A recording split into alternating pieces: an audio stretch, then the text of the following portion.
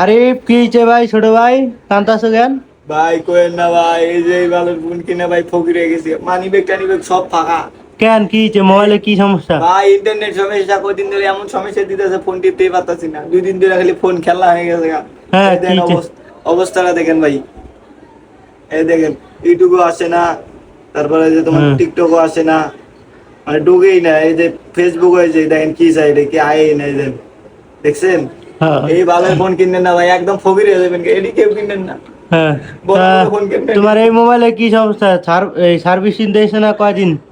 Servicing দিছে তোমার 9 দিন সার্ভিসিং দিছে, তা আর ওয়ারেন্টি দিছে তোমার 2 বছর সার্ভিসিং। তা কয়দিন হয়েছে?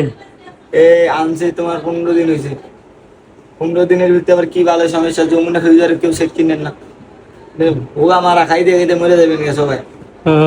তা আইফোনে বেশি ঝামেলা, এইটা সমস্যা। হ্যাঁ ভাই, এর থেকে অ্যান্ড্রয়েড ফোন ভালো, সালা চার্জ থাকে না, কুদিক দিয়ে উড়ে জায়গা, হ্যাঁ। মোবাইলের সমস্যা, এটা লাগাও সেটা লাগাও, একদম টেকা শেষ। আচ্ছা ভাই, ছোট ভাই আইফোন তো চালা বুঝো নাই তুমি তো, যারা আইফোন চালায় কি কারণে চালায় আইফোনে, জানো এই বিষয়?